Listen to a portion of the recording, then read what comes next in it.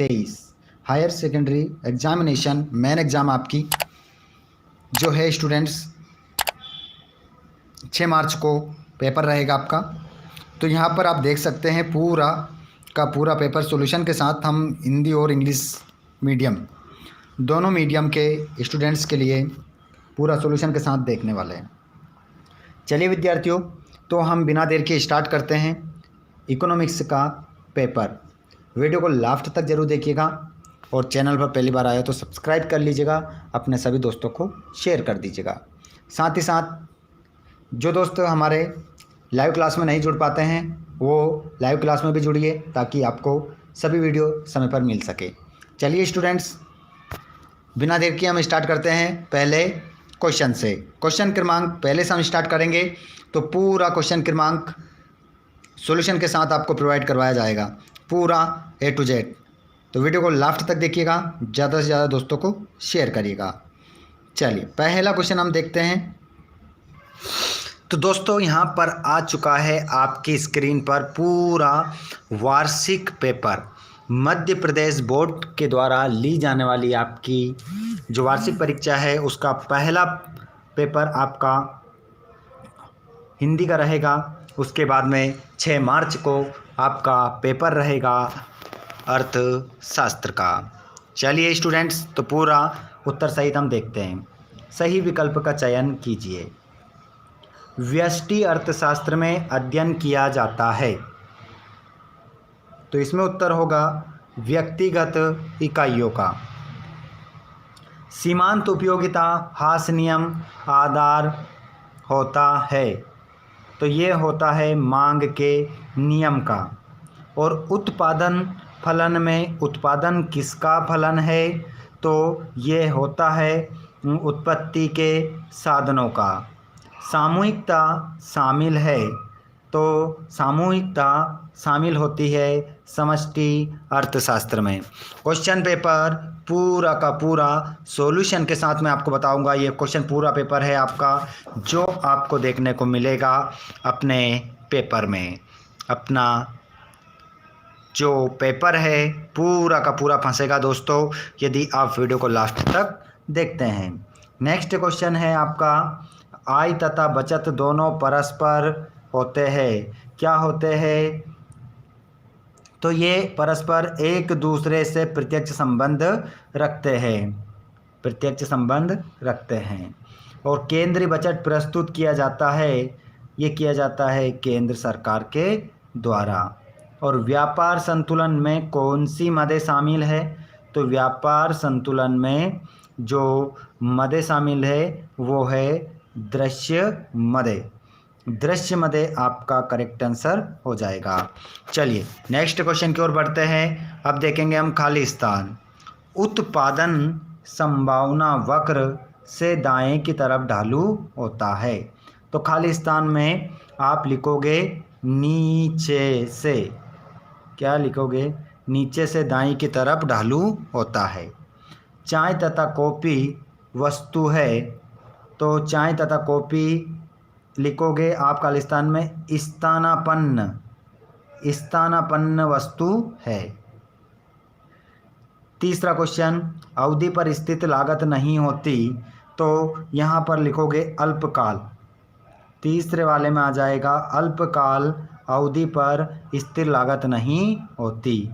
चौथा, समष्टि अर्थशास्त्र को योगात्मक अर्थशास्त्र भी कहते हैं। देखिए समष्टि अर्थशास्त्र को योगात्मक अर्थशास्त्र के नाम से भी जाना जाता है। अगला क्वेश्चन, सकल घरेलू उत्पाद मूल्य बराबर शुद्ध घरेलू उत्पाद, यहाँ पर क्या लिखोगे खालिस्तान में, शुद्ध घरेलू उत्पाद। किन्स का रोजगार सिद्धांत कालीन है, तो अल्प, खालिस्तान में क्या लिखोगे, अल्पकालीन है। किन्स का रोजगार सिद्धांत अल्पकालीन है। नेक्स्ट क्वेश्चन, निम्नलिखित को सही जोड़ी बनाना है, ठीक है। चलिए तो बना देते हैं। मांग के नियम का आधार ये होता है मांग का नियम का आधार, मांग के नियम का जो आधार होता है स्टूडेंट्स वो होता है एक प्रवाह। और कुल उत्पादन को मिलाओगे आप एमपीआई से, और बाजार संतुलन, सॉरी यहाँ पर देखिएगा गलत हो गया, मांग के नियम का आधार, मांग का जो नियम है इसको आप, मांग का नियम का आधार जो होता है वो होता है उपयोगिता ह्रास नियम, ये करेक्ट होगा, ठीक है, वो मैंने देख नहीं पाया था। कुल उत्पादन परिवर्तन, इसको आप मिलाओगे टीपी से, और बाजार संतुलन को आप मिलाओगे बाजार मांग बराबर बाजार पूर्ति, और राष्ट्रीय आय को आप मिलाओगे एक प्रवाह से, और इन साइन को इसको आपको मिलाना है स्टूडेंट्स एमपीआई से, आप इसको मिलाएंगे, और आधिक्य बचत को आप मिलाएंगे आय का व्यय से अधिक होना। चलिए अगला क्वेश्चन हमारा, निम्नलिखित प्रश्नों के उत्तर एक शब्द एक वाक्य में दीजिए। पहला क्वेश्चन, वह तालिका जिसमें कीमत तथा खरीदी गई मात्रा के संबंध को प्रकट किया जाता है उसे क्या कहते हैं?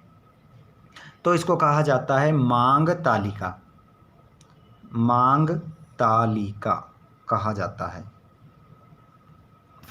अगला प्रश्न, पूर्ण प्रतियोगिता में एक फर्म का साम्य कहाँ होता है? तो यहाँ पर होता है स्टूडेंट्स, इसका राइट आंसर होगा मांग और पूर्ति के संतुलन बिंदु पर, मांग और पूर्ति के संतुलन बिंदु पर आपका करेक्ट आंसर हो जाएगा।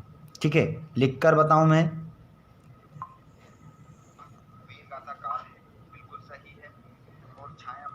देखिए यहाँ पर आप देखेंगे मांग और पूर्ति, मांग और पूर्ति के संतुलन बिंदु पर। ठीक है, नेक्स्ट क्वेश्चन, किसी वस्तु की कीमत निर्धारण में दो महत्वपूर्ण शक्तियाँ क्या होती है? तो यहाँ पर होती है मांग और पूर्ति, दो शक्तियाँ, मांग एवं पूर्ति, मांग एवं पूर्ति राइट आंसर हो जाएगा। वे लाभ जो एक फर्म सामान्य लाभ से ऊपर अर्जित करता है क्या कहलाता है? तो वो कहलाता है अधिमान्य लाभ, अधिमान्य लाभ क्या कहलाता है? अधिमान्य लाभ कहलाता है। नेक्स्ट क्वेश्चन पांचवा देखेंगे आप, कागजी मुद्रा के निर्गमन का अधिकार किसे होता है? तो ये होता है आरबीआई को। ठीक है, आरबीआई को लिखेंगे। नेक्स्ट क्वेश्चन, समय के विशेष बिंदु पर मापी गई मात्रा को क्या कहते हैं? इसको कहते हैं स्टॉक। क्या कहते हैं? स्टॉक कहते हैं। ठीक है, नेक्स्ट क्वेश्चन देखेंगे, निम्नलिखित प्रश्नों में सत्यासत्य लिखिए। प्रश्न क्रमांक 5, उपयोगिता एक आत्मनिष्ठ धारणा है, ये आपका क्या हो जाएगा? बिल्कुल सत्य। और औसत लागत वक्र यू आकार का नहीं होता, असत्य। सेवाओं का संग्रहण किया जा सकता है, असत्य। और राष्ट्रीय पूंजी में सेवाएं शामिल होती है, असत्य। और समग्र मांग आय से ऋणात्मक रूप से संबंधित है, असत्य। और किन्स की अर्थव्यवस्था में न्यून मांग की दशा को अपूर्ण रोजगार संतुलन कहा जाता है, ये भी आपका सत्य होगा। और आयात निर्यात की केवल दृश्य मदों को व्यापार संतुलन में शामिल किया गया है, ये आपका सत्य हो जाएगा। तो स्टूडेंट्स यहाँ पर देखिएगा, ये आपके